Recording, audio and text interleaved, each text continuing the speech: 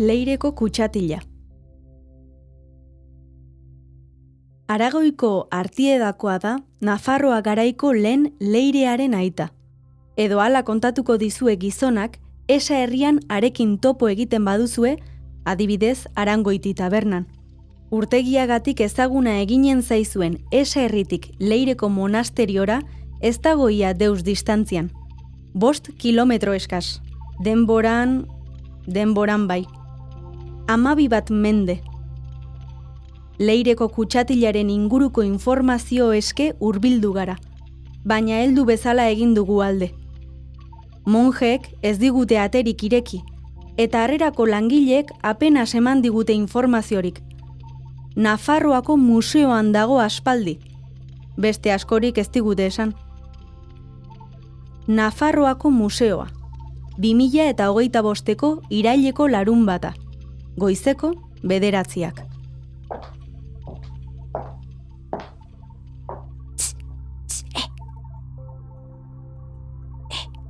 Adar bakar, entzuten didazu?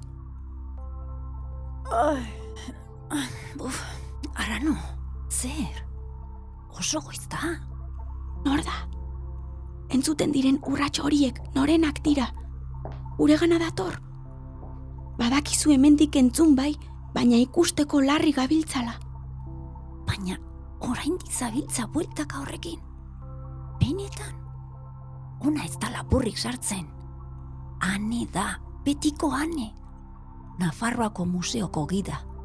Duela 9 urtetik jendeari besteak beste gutaz hitz egiten diena. Atzoko bera, herenengungoa, pasaden astekoa, pasaden urte... Bale. Baina, ziur zaude, urrats horiek ez zaizkit ezagunak egiten, ez soinuan, ez erritmoan, ez... Arrano, takoiak daramatza.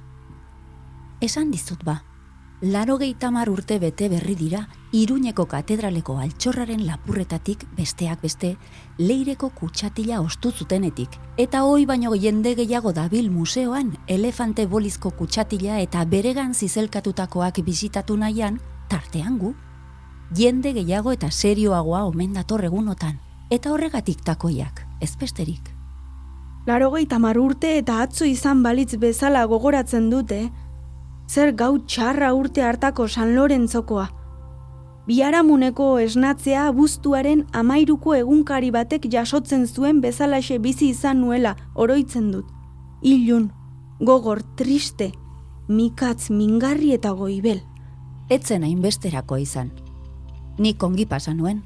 Zer nolako barreak egin nituen altxorraren lapurreta ikertzen hasi eta zabaltzen hasi ziren informazio eta txutxumutxuekin. Arrieta kaleko pixu bateko loreontzietan topatu zituzten 5 eraztunak, bestelako harribitxiak eta aurrea, erlojuak, kateak, irrati baten piletan zeuden bitxi gehiago eta lignum crucisaren erlikiak, gu Berriobeitiko errepide ertzartan. Baina zalantzarik gabe, onena da lapurrek tartea hartu zutela bertan topatu zituzten pastak jan eta ardoa edateko. Aie garaiak. Begirai ezaguzu orain. Vitrina honen barnean, geldi, guri deus galdetu gabe egunero gutaz ari direnen azalpenak entzun eta entzun. Dena den, Iruñeko katedralean eta Zangozako Santa Maria elizan ezkinen gaizki egon, baina geratzeko leku bat hautatu beharko banu, kasi Leireko monasterioan geratuko nintzateke. Nunilo eta Alodia santu mozarabeen erlikiak ongi gorde eta monje beneditarren bizitzarizo. Haiek esaten duten bezala, ora et labora, otoitz eta lan. 6etan, argitu baino lehen, matutiak. 7 laurden gutxitan, otoitz pertsonala. 7:30 gorespenak.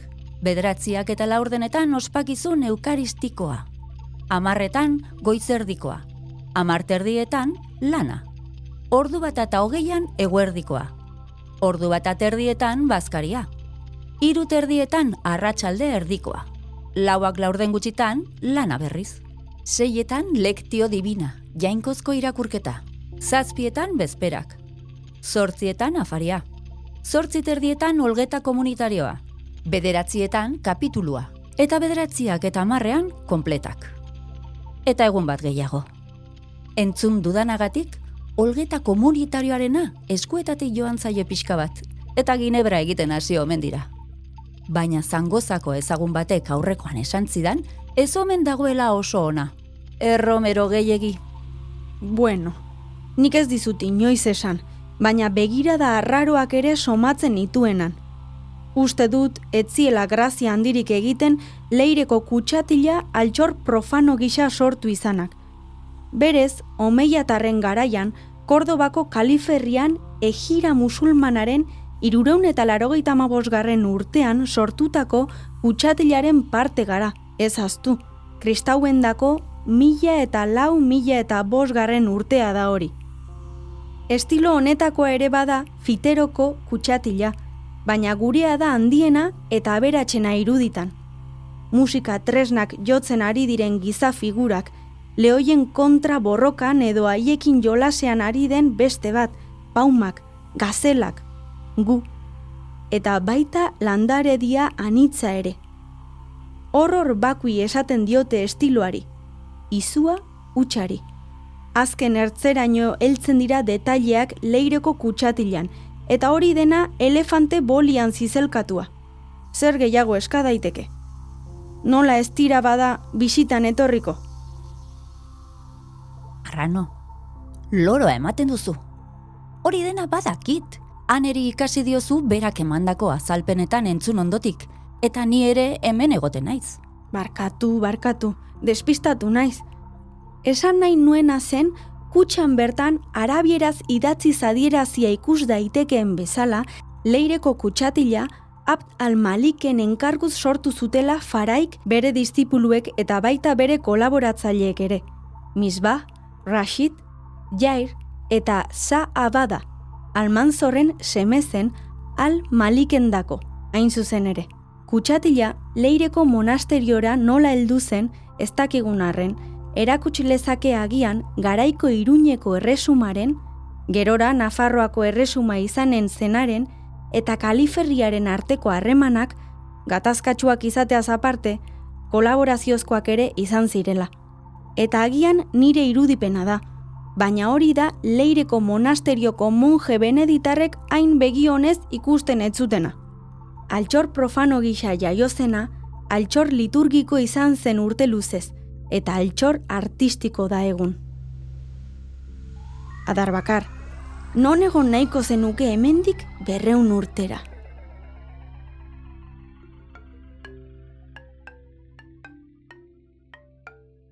Entzun duzun hau Euskal Herriko Historia 100 objektutan podcastaren atal bat izan da. Euskal Wikilarien Kultura Elkartearen proiektua berriarekin elkarlanean ekoitzia. Leireko kutsatila Nafarroako museoan dago ikusgai. Atal honen gidoia Amets Arangurenena da, eta Intza Alkainen eta Anabel Arraizaren ahotsetan entzun duzu.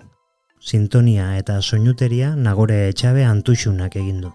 Informazio gehiago 100objektu.eus webgunean.